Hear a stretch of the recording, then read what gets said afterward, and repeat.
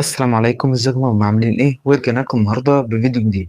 النهارده هنتكلم عن سلسله جديده احنا عاملينها. السلسله دي هتكون بتتكلم عن ان احنا هنجيب زرعه ونتكلم عن زراعتها في فدان كامل، وتكلفتها كام، وسعر البذره بتاعتها كام، والفدان هيكلف كام بذره. فكمثال للحلقه بتاعت النهارده، وهي اول حلقه في السلسله، هنبدا بالطماطم الاول. هي الطماطم دي، بذور الطماطم انا هجيب كام للفدان؟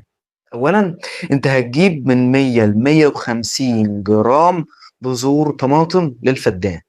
ماشي. فال 150 جرام بذور طماطم هيكلفوك حوالي 5250 جنيه كبذور للفدان. 150 جرام بذور. طب ال 150 جرام بذور دول هيطلعوا لي حوالي 10000 شتلة من الطماطم. 10000 شتلة من الطماطم دول حرفيا هيعملوا لك الفدان شتلات طماطم. فدان الطماطم دوت بينتج حوالي 20 طن في آخر الموسم. يعني انت بعد ما تزرع الأرض هينتج 20 طن في آخر الموسم. وانت هتقول لي انت ما اتكلمتش عن السماد. سماد في الفدان الكامل بتاع الطماطم انت بتحتاج من 13 ل 15 شكارة سماد في الموسم. طب 13 15 شكارة دول بكام؟ بحوالي 5325 جنيه. يبقى انت لغايه دلوقتي انت متكلف كام؟ متكلف حوالي 10400 جنيه او اكتر كمان. ده دوت عشان البذور وعشان السماد.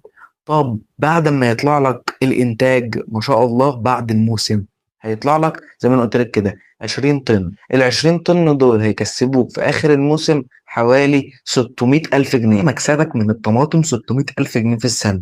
طب انت هتشتري اصلا الفدان في الاول بكام؟ اولا الفدان ب 4 مليون جنيه. 4 مليون جنيه يعني انت 7 مواسم من الطماطم هتكسب قد الفدان وتعوض الفدان كمان بالظبط كده. ان لو انت، طبعا انت مش هتشتغل في الارض، انت لو انت مش عاوز تشتغل يعني، فهتجيب فلاح. الفلاح بياخد حوالي من 5 ل 6000 جنيه في الشهر.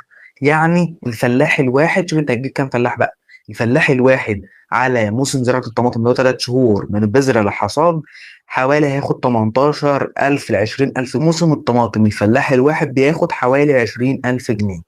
فانت شوف هتجيب كام فلاح وتحسب التكلفة. انت حوالي في موسم الطماطم هتصرف حوالي 30 ألف جنيه عشان تجيب الفلاح وتجيب البذور وتجيب السماد وتزرع. فده اللي هيكلفك 30، حوالي 30 ألف جنيه. وهتكسب في الآخر في الموسم 600 ألف جنيه. يعني انت صافي الربح بتاعك 570 ألف جنيه. أتمنى إن انتوا كلكم تزرعوا الطماطم، واستثمار جميل جدا لو انت معاك أرض. ونشوفكم ان شاء الله في حلقات جديده في هذه السلسله. واكتبوا لي تحت في الكومنتات انتوا عاوزين بعد كده زرعه ايه. والسلام عليكم.